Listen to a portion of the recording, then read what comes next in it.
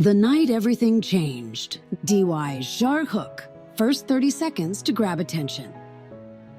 Have you ever loved someone so much that losing them felt like losing a part of yourself? What if one night, just one night, everything changed? And what if, in the process, an innocent soul got caught in the storm? DY. This is the story of James and Evelyn, once madly in love, now strangers bound only by a child. DY.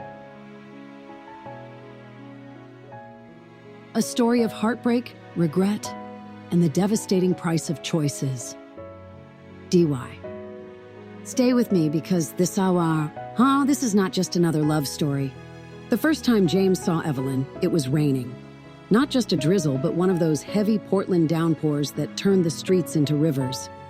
He was sitting inside a coffee shop, reviewing case law for his upcoming finals, when he saw her, standing on the sidewalk, soaked to the bone, laughing as if the world wasn't falling apart around her. She had a broken umbrella in her hand, the metal frame twisted uselessly, but instead of running for cover, she just tilted her head back and let the rain wash over her. James had never seen anyone like her before. She was beautiful, but not in a polished magazine cover way.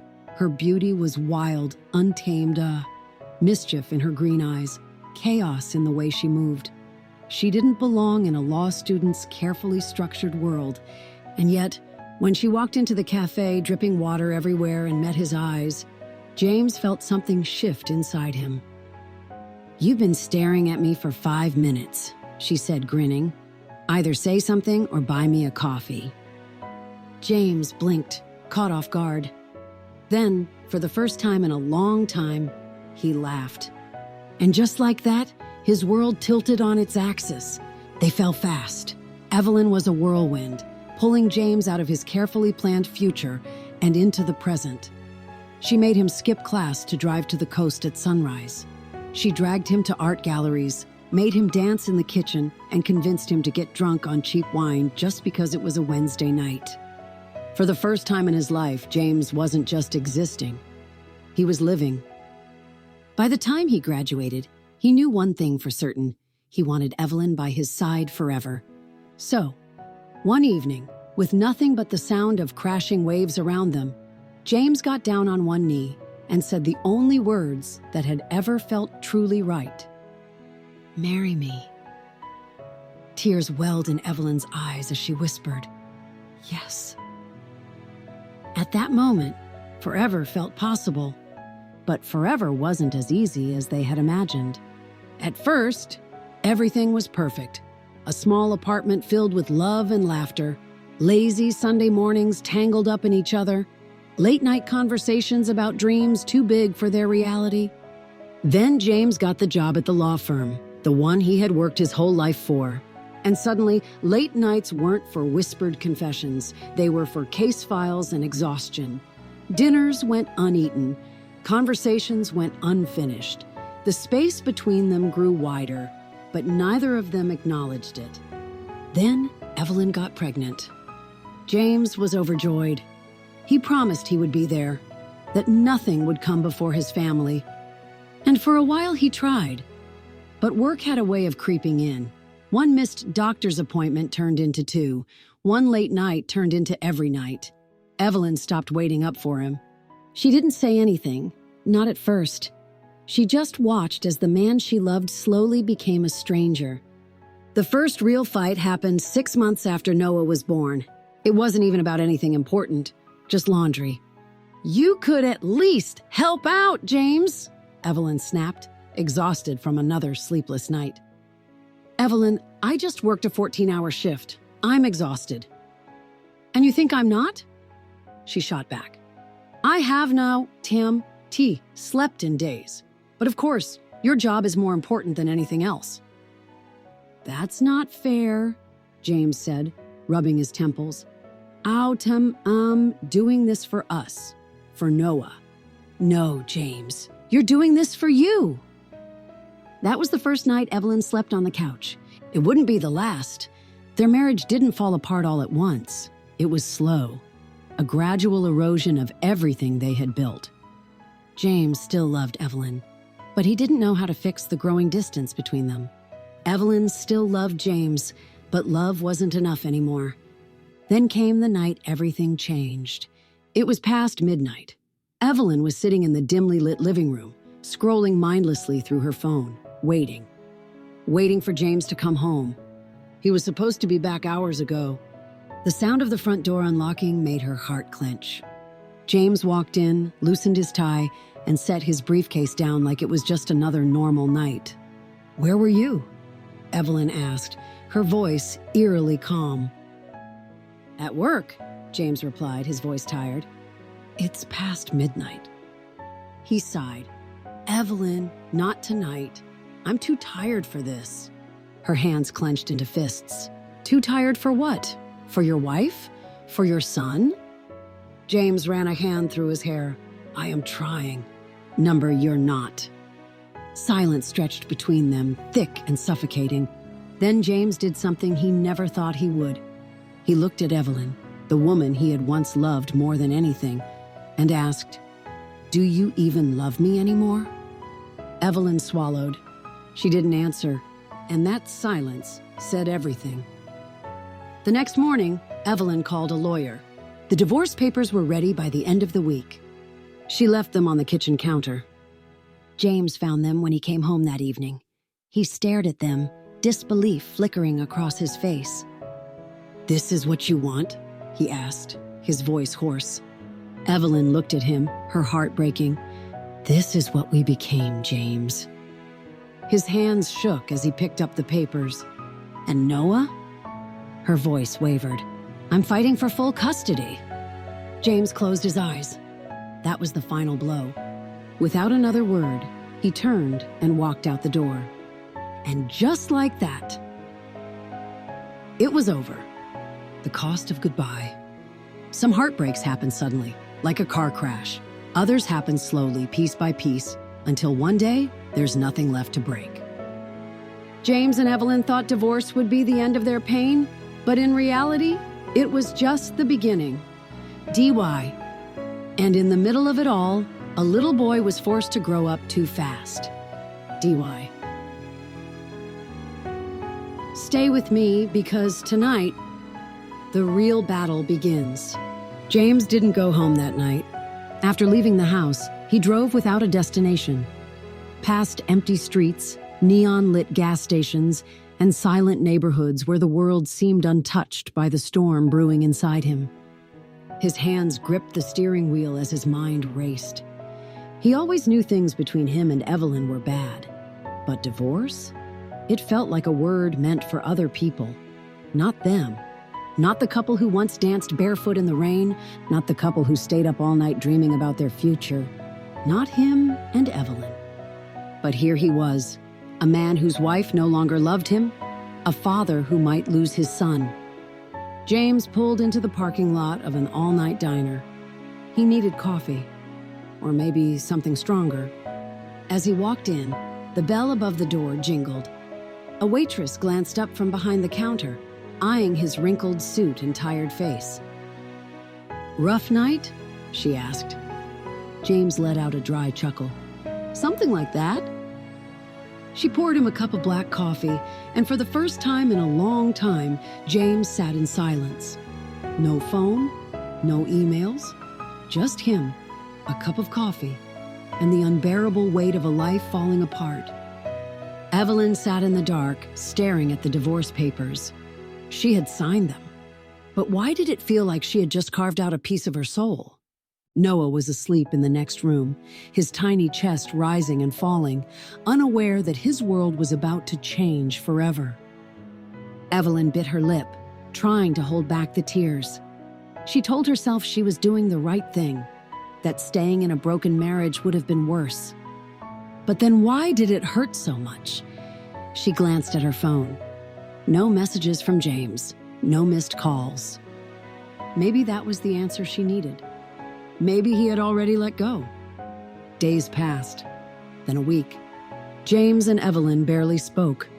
When they did, it was short, cold, only about Noah. James had moved into a small apartment downtown. It was clean, modern, and completely lifeless. The kind of place meant for someone who didn't plan to stay. He spent most nights at the office. Work was the only thing that made sense anymore. But nothing filled the void in his chest. Nothing made the silence feel less deafening. And then came the custody battle. Evelyn wanted full custody. James refused. Noah was his son too. He wasn't going to be some weekend dad. The first meeting with their lawyers was brutal. "James is never home," Evelyn said, her voice steady but sharp. "I've been the one raising Noah." "Because I've been providing for him," James countered. "You knew what my job required when you married me, Evelyn. And you knew I needed a husband, not just a paycheck." Silence. The lawyers exchanged glances. "Perhaps shared custody," one of them started. "No," Evelyn's voice was firm. "I want full custody." James clenched his jaw. "Over my dead body." And just like that, the battle lines were drawn. Noah was only 4, too young to understand what was happening. He just knew that suddenly, Daddy didn't live at home anymore. That suddenly, Mommy cried when she thought he wasn't looking. That suddenly, bedtime stories didn't feel the same without both of them there. One night, when James came to pick Noah up for his weekend visit, the little boy hesitated. "Do you have my bed at your house, Daddy?" James swallowed hard. "No, buddy, but I have a new bed just for you." Noah frowned. "I like my bed here." James forced a smile. "You'll like your new bed too, I promise."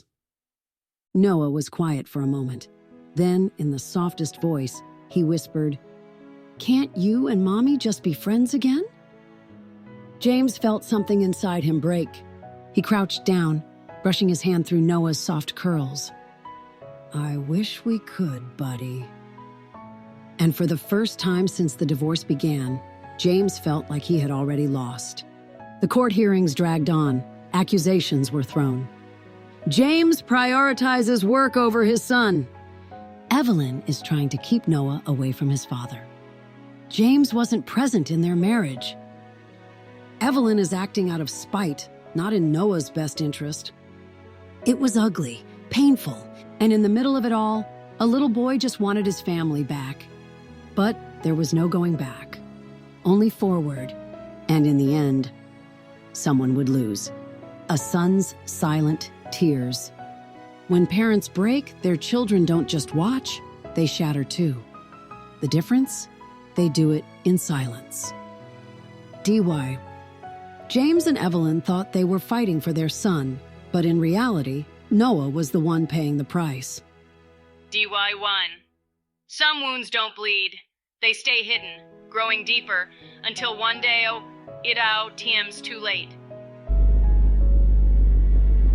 Tonight, we see the world through the eyes of a child caught between two broken hearts. Noah didn't cry the first night he stayed at his dad's new apartment. He didn't complain when he had to sleep in a bed that didn't feel like his.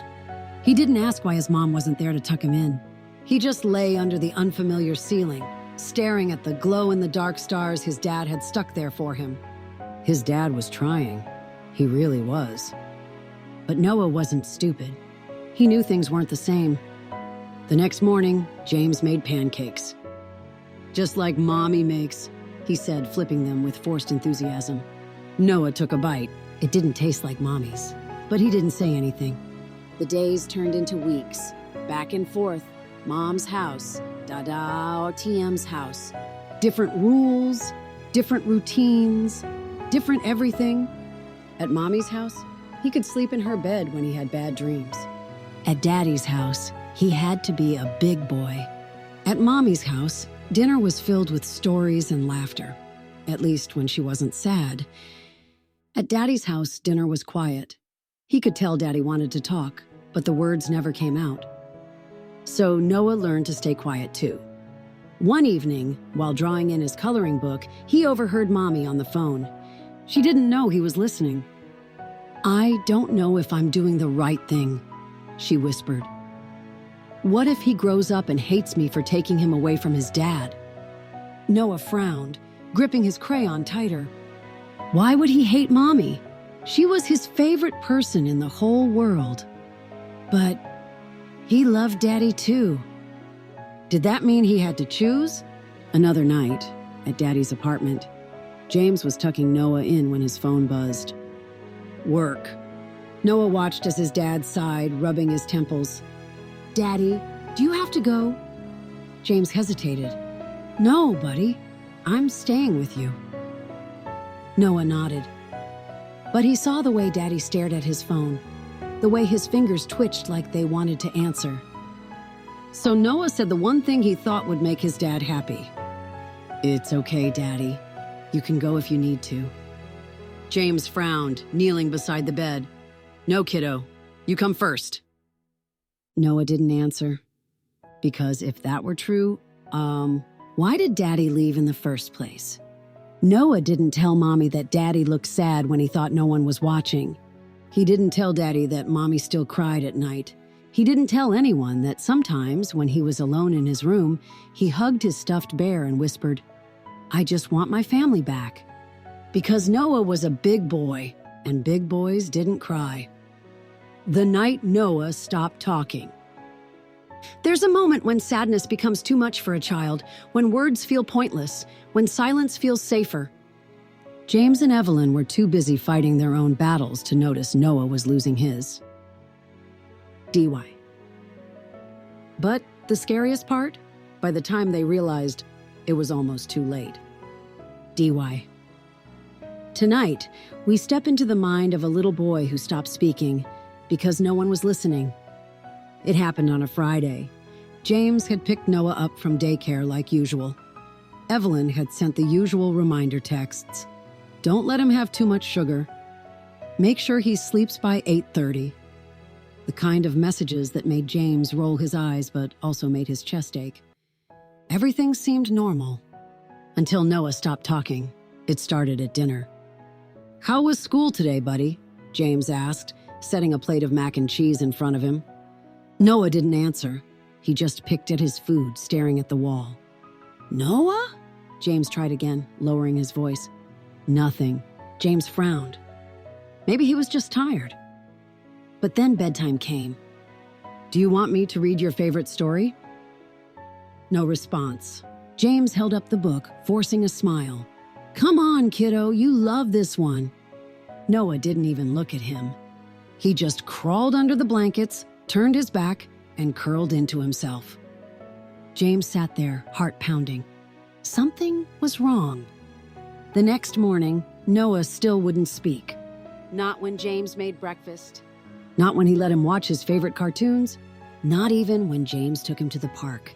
By the time it was time to drop him off at Evelyn's, James was on edge. Has he been sick? He asked as soon as she opened the door.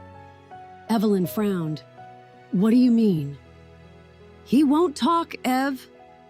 She knelt beside Noah, brushing his soft curls from his face. Baby, are you feeling okay? Noah didn't answer.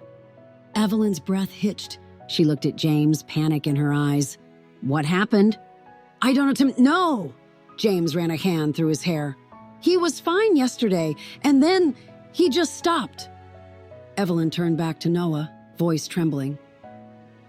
Sweetheart, please talk to Mommy. But Noah only looked at her with those big, sad eyes and said nothing. Doctors ruled out anything physical. There's nothing medically wrong, the pediatrician said. This looks like selective mutism, often triggered by trauma or emotional distress. Evelyn's stomach twisted. Trauma? She and James sat in the doctor's office, numb. What do we do? James asked. You need to show him TM's safe, that he's heard, that he doesn't have to be afraid. Afraid of what? Evelyn whispered. But deep down, she already knew. Afraid of losing his family, afraid of choosing between his parents, afraid of being the reason for their war. The next few days were unbearable.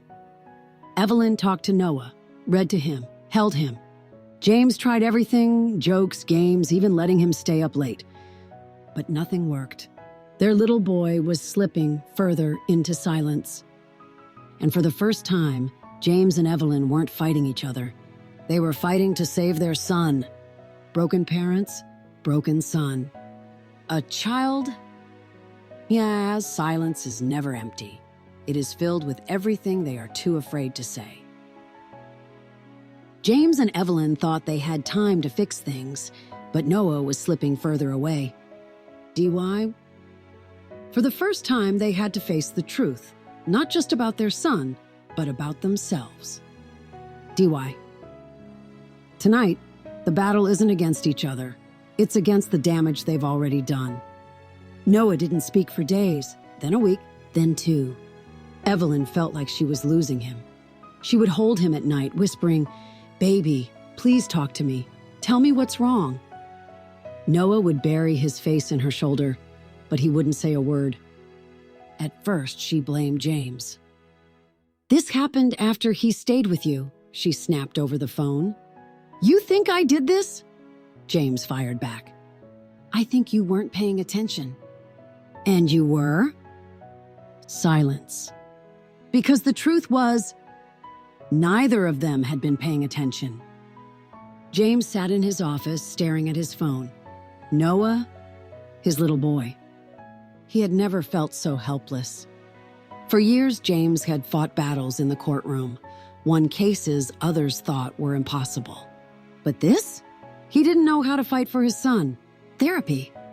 That's what the doctor recommended. Noah sat on a couch, his tiny hands gripping a stuffed bear. The therapist, a gentle woman with kind eyes, spoke softly. "Noah, sweetheart, can you tell me how you feel?" "Nothing." "Are you scared?" "Nothing." "Do you miss Mommy and Daddy being together?" Noah blinked.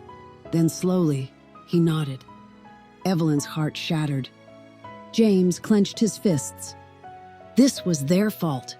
One evening, after another silent session, James and Evelyn stood outside the therapist's office. For the first time in months, they weren't arguing. "What do we do?" Evelyn whispered. James exhaled. "We stop fighting each other," he said, "and start fighting for him." Evelyn swallowed hard. "Do you think we broke him?" James looked away. "I think we broke all of us." That night, for the first time in a long time, James didn't drop Noah off at Evelyn's. Instead, he stayed, not as her husband, not as her enemy, just as Noah's father. They sat together, the 3 of them, on the living room floor. Evelyn held Noah in her lap. James sat beside them, close enough to touch. "Noah," James whispered, "I know Mommy and I have made things really hard for you. And I know we've made mistakes, but no matter what happens, you are the most important thing in our lives." Noah didn't speak, but his little fingers curled into James's shirt. A tiny, fragile sign, a beginning. A love that never left.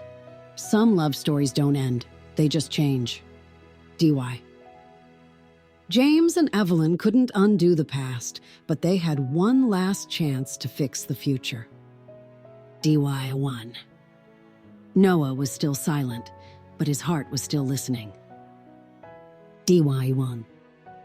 Tonight, we find out if a broken family can still be whole in a different way. It was a rainy afternoon when Noah finally spoke. James and Evelyn were sitting on opposite ends of the couch, exhausted from weeks of worry. Noah sat between them, flipping through an old photo album. Pictures of his parents laughing, holding hands, dancing in the kitchen. Pictures of a time when they weren't broken. He traced a small finger over a picture of them at the beach. Were we happy? His voice was so soft, so small, that for a second, neither of them was sure they had heard it. Then Evelyn gasped. James sat up straight. "Noah," Evelyn whispered, tears welling in her eyes. "Baby, yes, we were happy." James swallowed, his throat tight. "And we still love you, more than anything." Noah looked up at them, searching their faces. But not each other? Silence. Evelyn's chest ached. "Not the way we used to, sweetheart, but we still care about each other, We always will. James nodded, his voice thick. And we'll always be your family. Noah stared at them for a long time. Then, without a word, he crawled into Evelyn's lap and reached for James's hand. For the first time in months, they were all holding on to each other. And for the first time in months, whoa, it felt like enough. Months passed. The custody battle ended, not with a winner, but with an agreement. James and Evelyn learned to co-parent, to be partners in raising their son, even if they weren't partners in life. It wasn't easy. There were still moments of pain, of regret, of wondering what could have been. But there were also moments of laughter, of peace, of something new. Something almost like happiness. One day, as James was dropping Noah off, Evelyn lingered at the door. "James," she said hesitantly. He turned. "Yeah?" She smiled softly. "We did okay, didn't we?" James looked at Noah, who was playing with his toys, humming to himself. Then he looked at Evelyn, the woman he had once promised forever. Maybe forever didn't look the way they had imagined, but maybe that was okay. He smiled back. "Yeah, Ev, we did okay." The end. DY. Some love stories don't end. They just change. DY. And sometimes that how TM's enough.